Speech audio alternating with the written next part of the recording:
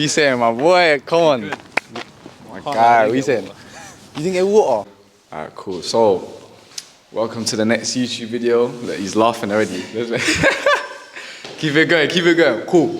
So pretty much why we're here. Oh, sorry, I forgot to introduce my beautiful girlfriend over there. Sorry, that's my queen. Come on. Banj, that's Ivan over there. Didn't even introduce him. And then we got Banj. Banj is gonna come around the corner in a second. But pretty much, this YouTube video is for like aspiring, like young Filipino basketball players that are like from this country or from another country. We're just trying to inspire them to like give them a bit of guidance too on how to like potentially play in the Philippines, in the PBA, whether that's the PBA, what's it, D-League, MPBL? D-League, MPBL, PBL. Whatever, any pro level in Philippines, even if it's to go college. I have a few experiences in trying to become a pro out there, even though my journey now is different. Ivan's at he's at university right now in Philippines, so he's playing at a higher level. And Banj, who's Mr. Move with a Purpose, he's had experiences trying to become a pro in Philippines himself, and now he can also give experiences of basically him as a trainer as he's moved on to the next stage in his life. So, Sorry. literally. You say you're not camera shy? You definitely see. I tried to say it. I'm not like this guy. He's the most confident. You know, it's because I'm coaching like class of 30 now. My confidence is sky now. If this was like a year ago, this would have been impossible. The thing is, I'm good with coaching people in front of the camera. It's different. It's totally different. Talking to the camera is different. Before we get started, I got a gift for Keanu. Oh, yeah. sick. Don't say when you watch this when you're older. When you watch this now, don't say your older brother didn't look after you, innit? Yeah. So I won this at Winter Wonderland. Obviously. Yeah. Oh, you went yesterday, lad? Yeah. So I got clear a massive teddy from shooting, innit? So. Sick. Hello everyone, I'm Bunge, aka Mr. Move with Purpose. So I'm a performance coach out of London, England. I've had the privilege to coach all different athletes and abilities from grassroots all the way to the pro level. So in this next segment, I'm going to talk about my experiences as a player. So I started playing basketball when I was about maybe 10 years old, just playing around in the park. My older brother, who's 3 years older than me, and his friends used to play around in the park. Essentially, I was the little brother, so I used to tag along. And one of my first memories is them not allowing me to play. And from that, generally, that sort of triggered something in me. And generally, I'm naturally a competitive person, even though I would like to say I'm introverted. A lot of my behavior is I have a competitive spirit. So from there, essentially, also I like to add on, I was a quite heavy young man. So a lot of it was looking after my health and also becoming the best basketball player I could be. So moving along in my journey, I'm about 14 now, in and out of basketball. Now there's more exposure at the secondary school level. So I went to St. Thomas the Apostle College, where my brother is now a teacher. And opportunities during my time were quite scarce, especially in the South London area. The only basketball club that was successful was the Brixton Top Cats.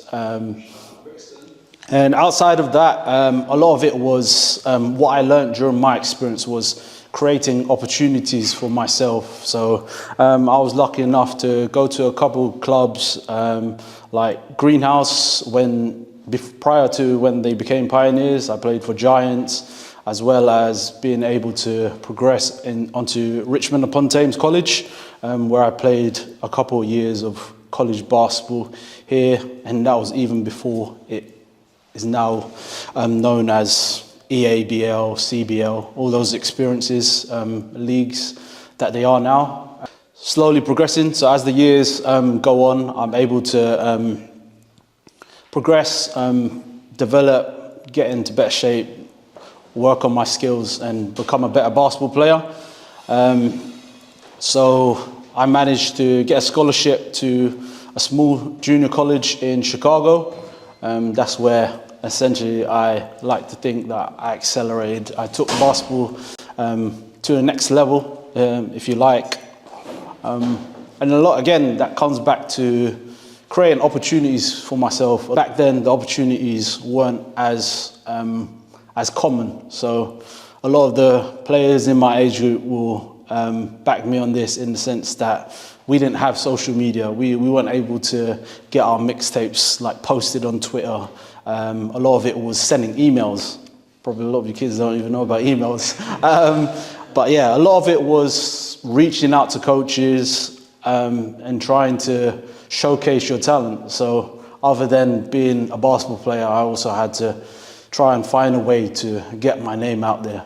Played in junior college, amazing experience. And I know a lot of people that played in junior college will double down on what I'm saying, but that experience, although it was amazing, is also a dog-eat-dog world where everyone's trying to get to the next level. And one of my mistakes as a player was actually being a team player, in the sense that I didn't look after my own.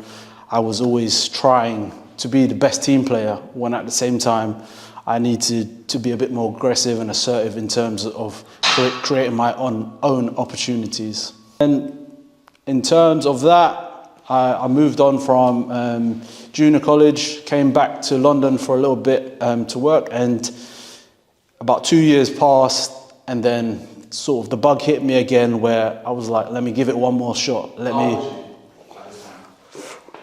put me on the spot, James. 21. Yeah, I was 21 years old when I decided, let me take a shot at professional basketball in the Philippines. At that time, it was a lot of learning. There wasn't enough information out there in terms of what opportunities there were. So I went into the opportunity quite blindsided, in the sense that I didn't know if something was going to be waiting for me. I went there pretty much on my own accord, trying to network, essentially, and try and build relationships and essentially prepare myself. So a lot of the challenges at the time were preparing myself without knowing when the next tryout would come. In terms of the actual experience in tryouts, I'd like to think I prepared myself, in the sense I was always in shape. I was always the one that was winning the 17 suicides, all of that stuff. I felt I prepared myself, but unfortunately, it wasn't enough in terms of getting an opportunity. I could get into politics and all of that. Let's get an example of one politic. Just so we get the deep dive. This is my emotions coming out. I'm trying to keep them in. Okay, so when I was there, at the time, there was only essentially one semi-pro league, which was the PBA D League. At that time, was it 2016? PBA D League was not affiliated with schools, so there were opportunities essentially to get a spot. And like I mentioned before, I would always be the one in terms of winning the lanes and everything. I would like to say I was one of the fittest ones there. A lot of the guys that I would say were the most skilled guys, given a responsibility to handle the ball. I'd like to think that I held my own in terms of playing defense. That's something that I pride myself on, being able to essentially maximize my talents. Going there as a no-name, I knew that my ticket essentially was to find a role as the 15th guy playing defense and trying to do the right things, whatever the coaches said. And unfortunately, it didn't work out. A lot of the memories I had were, I had good tryouts. There were times where I shot the ball well. There are times when I would clamp up guys that are already on the roster. But unfortunately, I wouldn't even make the first or second cut. And a good example were, I would see a couple guys strolling in midway in their flip-flops, coming into tryout and just making the roster. I would see later when the the lineups were released, that guys that I held my own against would make the roster. I don't want to sound bitter on camera, yeah? I want this to be positive. Yeah, I want people to understand that there are challenges, but I don't want it to be the reason. No. I should. Did I say that on camera? Yeah, that's it. You're gonna have more positive things to speak about. So what I'd like to ask you now is there something that you could have, is there anything you could have done that would have helped you be in a better position? For example, could you have been in better shape? Could you have been a better shooter? Could your you could always be better at something. Yeah. I was a hard worker. I feel like I did all the right things in terms of looking after my body, continually learning and being a good teammate, a good student. But what I would like to say, it may be a subjective answer.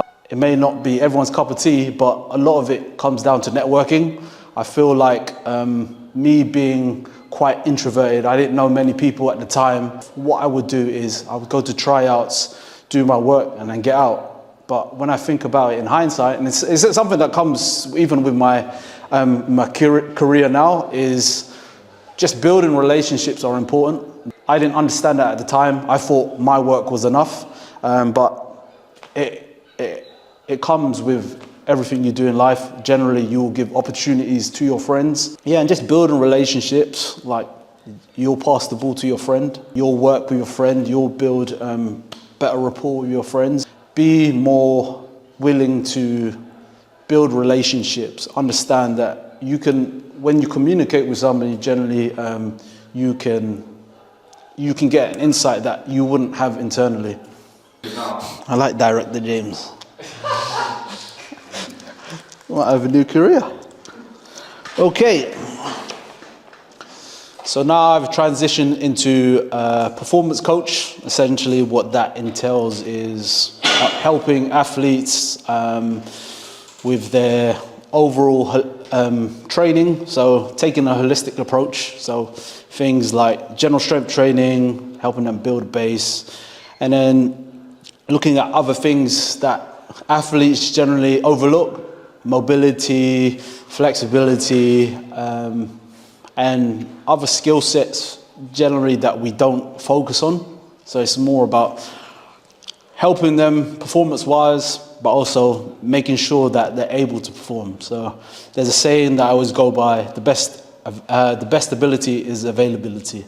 I'm lucky enough to work with some of the most talented professionals over here in Europe, as well as Asia and other areas in the world. In London, I'm able to work with some top European talent, as well as work with at the grassroots level with all the upcoming talent. And from my times, the level, the base of talent has grown massively. And essentially how I see my role is filling a gap where essentially myself and I'm sure other people during my timeline didn't get. So like I mentioned, strength and conditioning, nutrition, and your general health is not something that hoopers generally focus on. A lot of it is you just want to get to the court and hoop. I like to think of myself as an educator where I'm giving them some knowledge that they can take away. So I always say don't demonstrate the how only, I also educate them on the why. Talking about a couple of my experiences, able to work with some talent, some guys, a name that comes to mind is Emmanuel, he's now at NBA Academy, somebody that came to me 6'8", had 2 left feet, and what I've learned is a lot of the time, the best hoopers are generally not the best in the gym, so that's how I sort of bridge the gap. Some experiences in the Philippines, I was lucky enough to be chosen on the coaching panel for Phil Euro to support them to go over to MBTC. I helped them prepare them prior to games, making sure that they were ready to go, and also help them regulate, help them to look after their bodies after the games. I was lucky enough to coach an array of talent over there. Some guy that come to mind, Patrick Sleep from FEU, now over at, I think, Altus. Yeah, Perpetual. James Boyosing, the NCAA MVP of, I think it was season 98, 99, not too sure. Love that guy, hard worker. And those are the type of people that I love to coach, where they're coachable. They've already reached a level where they've had some success, but they're always striving for more. And that's another piece of advice. Never stop learning. Always continue learning, because there's never a cap. Once you think you're there, that's when you're capped. You can't go any higher. And then, lucky enough, another talent, Gerald Anderson, really humble guy, very talented in his own right in so many fields. Again, somebody that was very coachable.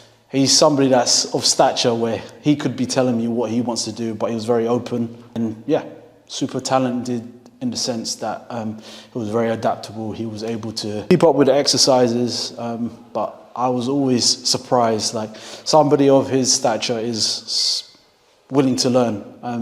And that's always a piece of advice that I go by. For those people looking to get to the next level, my advice is to do your research, understand what the pros and cons are, and seek advice. Continue to network, just because there's always more things that you can learn in terms of not just the basketball side. There's a lot of things that go on behind the basketball itself. Essentially, you can only work two hours on the basketball court at a high level.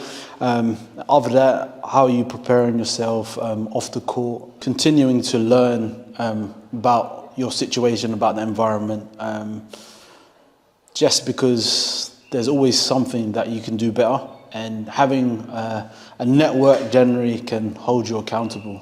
So I had hoop dreams of my own growing up. It didn't work out the way I wanted it to work out, but how I see it now in hindsight is I was given this opportunity essentially to bridge the gap for the upcoming talent. I can be the help that I never got, essentially. So what I'm asking this of anyone that's watching is, don't be afraid to ask for help. Don't be afraid to ask questions. Keep getting better. Just know that there's help, there's a community. I'm proud to say that a lot of my friends now, my closest friends, are from basketball. A lot of the values that I go by are driven from a team sport like basketball. So I've been James's strength and conditioning coach for close to a year now. We connected on social media, the beauty of today's world. And since then, we've had many conversations, all different things, about learning how to look after his body, get better performance-wise. But the ones that actually hold dear to me are the ones where we're talking about life, we're talking about how to become a better person. And I generally respect that. So I'm happy to be a part of this and sort of be a small part of his journey, telling this story. Yeah, I'm really proud of what he's doing in terms of telling an untold story. A lot of things that we don't hear. It's something he's telling a story in a different way, but at the same time, he's opening the doors for the things I've talked about, networking and learning more. So I'm proud of him, proud to call him my little brother, and just continuing to help him along his journey, whatever it is. It may not be the pro level that he originally aspired for, but there's always another door open. So when one door closes, another door opens. Call me on that. Yeah, now introduce yourself. Ivan Solis. I play for Hussein Rizal University. Well, I'm going to be playing next year. Grew up here in London, currently in Philippines. I moved to the Philippines around 2022, September. The reason why I moved to the Philippines was because I went to Phil UK camp. They had told me like what my plans are. At that point, I actually didn't even I don't want to hoop no more. Well, I wasn't hooping. It's been like 2-3 months.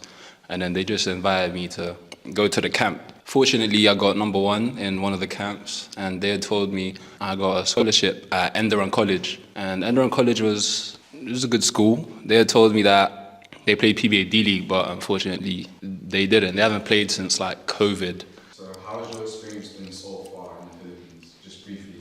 The first year for me was like the adjustment period, because like honestly, the physicality there, like people would think like you're exaggerating when like people would elbow you, all of that stuff. Like, but nah, it actually happened. So yeah, physicality, it took some time to get used to. My first year was okay. I would say it was like a learning period. But as soon as I stepped into Enderun, I was like, yeah, I don't think I'll get exposure here. After my first year, that's when I started trying out for different teams, different UAP, NCAA. It was like a good eye-opener trying out for those different colleges, because you know, you get to play with the competition. I got into JRU because I was trying out at another college, and one of the college coaches really liked me, but unfortunately they couldn't pick me up due to some reasons. And he had told me, go to Jose Rizal University, and as soon as I got there, I stepped there the first day, like the head coach didn't even know me, but the coach from the other college that told me to go to JRU introduced me, and he was like, yeah, give him a full scholarship, all of that stuff. So to be honest, JRU was,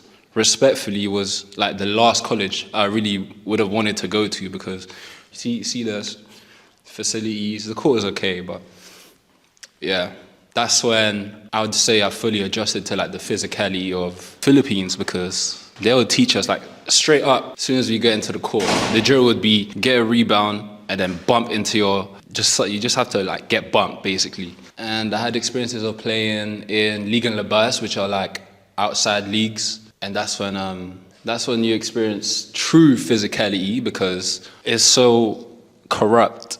Like games are fixed and games could be heated. Players in the Philippines, you're playing against guys that are playing for survival. My head coach had told me the difference between me and local players was I play because it's a privilege. It's a privilege for me to play. But those players, the locals, they play for survival. Like they play each Panalay game or like Barangay game, they get paid like probably like 10, 15 pounds a game. And that's for them to feed their family. Or like they get into a school, free scholarship, just so that their parents don't have to pay for tuition, all of that stuff, and they can get allowances, all of that stuff. But players in the Philippines, the reason why they play very physical is it's like they want it more. When you're playing for survival, to survive, you're gonna do whatever it takes to win or to just earn money. Life in the Philippines in general is good. You don't have to speak fluently. It would be ideal, but most people could speak English anyway. And my advice to young players is don't get too distracted with, because you're a guy coming from London, the US, whatever. People there are going to be thinking like, whoa, like, he spill am, he grew up in different country, all that stuff.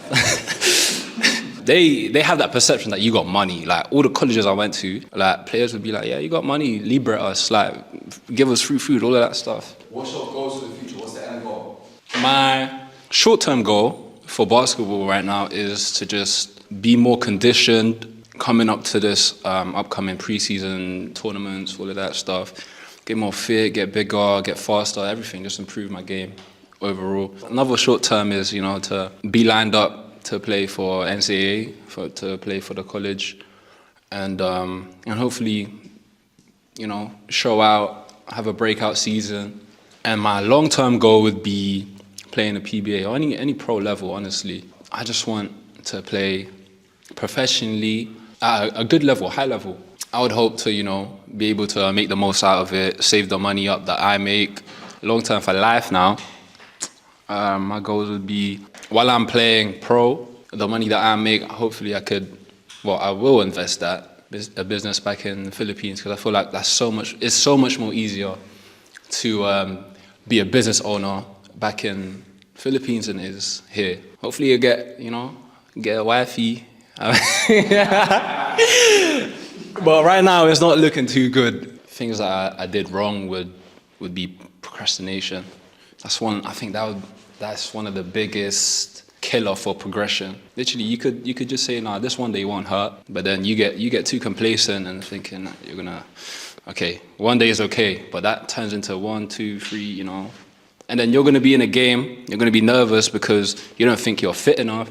An example of me procrastinating is go out with friends instead of actually just doing what's right, basically. I'd be in the gym, but not as often as I should be. The thing that I've done right in the Philippines is making the right connections. I feel like being in Jose Rizal University or JRU, I'm at a place where my coaches are solid, like all 5, 6 of them, but especially the head coach and the assistant coach, Coach Louis and Coach Glenn. I think that's the right connections I would need. Basketball-wise, like, I couldn't ask for more. Filipino basketball is all about politics. Like you could be the tall, skilled, whatever. You could have it all. If you don't have the right connections, it's just, it'll be a slow progression for you. Honestly, it'll be a harder route, I'd say. My advice for young players that would want to hoop in Philippines is just be patient. You know, not everything is going to go your way immediately anyway, because it does take some time to get used to like living in a whole different country, especially if you don't speak the language. I mean, it's not that deep, but it will be so much better because some coaches, they don't even fuck with you because you don't speak the language. I've had friends that, you know, that are good, but coaches just brush them off because coaches can't communicate with them because they can't speak English. And another advice is prepare your body. Going in there, either high school or college or pro, you need to make sure you could handle physicality. I know I've been saying physicality a lot, but skill-wise, for the people that are going to the Philippines, I feel like you have it, you could have it, but you just need to have a strong foundation because the way them man foul and the refs, they don't care about some fouls. Like you could blatantly be bumped, hit, they don't care. So yeah, make sure you just prepare your body. I want to speak about my journey, pretty much. So, pretty much for me, when I had aspirations of going pro, I said to myself, cool, what do I need to do to put myself in the best position? Now, if you're trying to become a pro basketball player, you need to hang around pros, you need to hang around people that, how do I say this, they're on the journey to, or they work with pros. So, Banj, he actually messaged me on social media. So I basically hit him up, loving his content, seeing, all right, cool, he's in the gym, he's helping other people. So I said, cool, this is my next step for me. I need to go to someone that has more knowledge than me and someone that I can learn of. Basically, learn from. Ended up linking up with Banj and we basically started to get in the gym. Now, obviously developing a relationship with Banj down the line, it's now helped me because I'm now going to Philippines and I'm able to ask Banj, have you got anyone I can go to or anyone you recommend that can help me get my workouts in, etc., etc. So Banj was able to link me with so many different coaches in the Philippines, and I was able to get a lot of workouts in with different trainers. Just to name a few trainers, one of them was Simple Grind. His name's called Nicolo. He's doing really well in Philippines right now. He's got, I think he's got like 50,000 or 75,000. Also got to train with De La Salle's skills trainer. Coach Joseph, apologies. Coach Joseph. Coach Joseph actually trains, is it KQ? He's like the best college player in university right now. I was very, very lucky to get in a workout with him. So yeah, getting a workout with him, it kind of taught me a lot, and it basically gave me like a head start. So I was very lucky to know Banj. I was very lucky that Banj was able to plug me with that. Even going to the workout, I was able to see De La Salle's starting center. His name's called Henry, as he's from Nigeria, so I got to chop up with him and speak to him. Overall, Philippines was amazing. In terms of my personal experience, what I learned and what the feedback that I got from coaches was I need to get a lot physically stronger. I need to be a dog on defense because they love players that can pick up full court and they can sit down. The main advice I also got was networking. As you've heard Banj and Ivan say, if you're not able to like speak to other people, if you're not able to be confident, you're not going to be able to succeed in Philippines. Like you have to be able to network. You don't know what one person can do for you. I'll give you an example. So I was working out with Simple Grind Nicolo, and I saw some 6'5" guy. He was in great condition, and he was getting in a workout after me with the same trainer. Me trying to learn and trying to get better, I've asked him a few questions, and he's told me he's played pro. So his name's called David Morrell. He's played in the PBA for multiple years, and he's come from America. Now, he was able to give me some amazing advice, basically telling me I need to study these players. He was telling me where I should live if I was to come out here in the Philippines again. He was basically telling me try to be central to like Makati and BGC. Because if you're in those areas and you're living out there, you're not going to feel too unfamiliar, and most of the basketball is within that area, and it's easy to access and travel to and go different places. So it's little things like that that help you out. Now, when I speak about networking, this is what I mean. Like, this is why it's very important. So obviously, speaking to David, naturally, we've ended up following each other on Instagram. I've got Ivan and David Morrell's Instagram. I kid you not, like a couple days later after meeting them, I get a follow from a modeling agency, and they basically scouted me. They got me to come into their studio, and it provided me with a modeling opportunity. Now, when I go back to the Philippines, I'm gonna have the opportunity available to me, but that's only possible when you really think about it because of Banj over there. If Banj didn't help me out with Philippines and those workouts, I would have never met David Morrell. If I didn't meet David Morrell, then I probably would have never got the opportunity with the modeling agency. Now, with the modeling agency, they was following Ivan and David, and they basically worked with them two in the past. So my assumption is how they found me was probably through mutuals and through Instagram as well.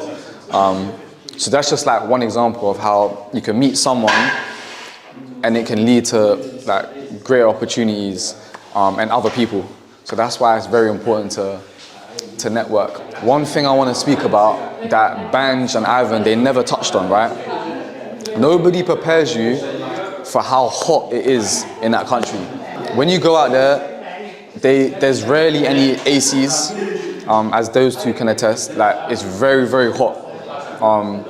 In the few workouts that I had, I was really, really struggling. I had to take a lot of water breaks.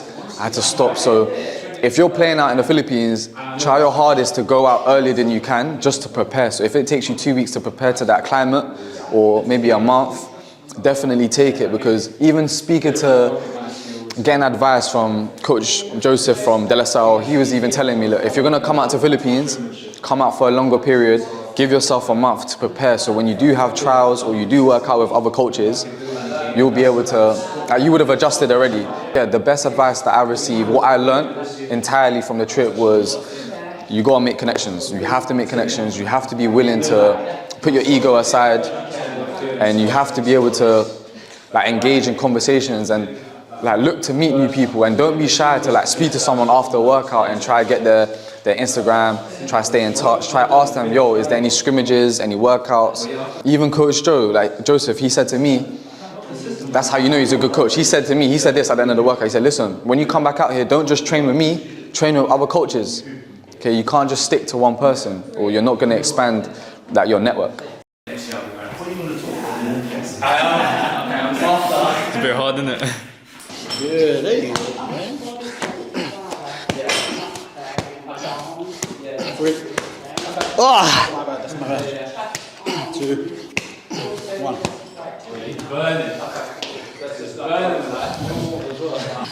You're recording? They said you were recording, you have to do it again. You ready? Mm-hmm. It's this right leg, the balance. Keep your hand on it.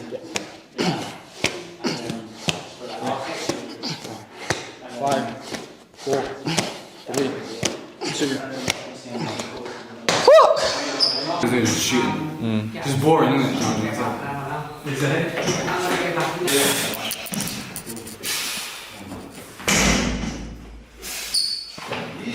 Strong.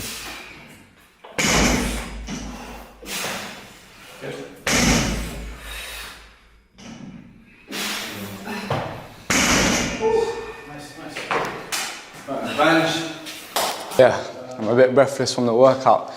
Very tiring, but to summarize, if you are a young player from this country or from anywhere else and you're trying to play in the Philippines, like, go for it. Life's too short. Go for your dreams. Obviously, my story, I couldn't get it because of my heart condition.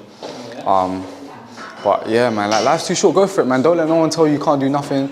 Even me, I hadn't played basketball in 5 years.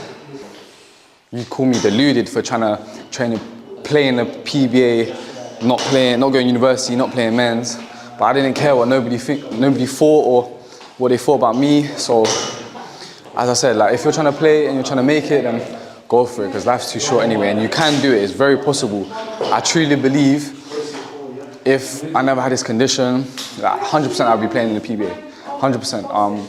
I put my head down and I surrounded myself with some amazing people, as you can see over there. But yeah, it's all good because I'm going to move on to the next thing in my life. But yeah, this is just advice for young Filipinos that want to play in the PBA.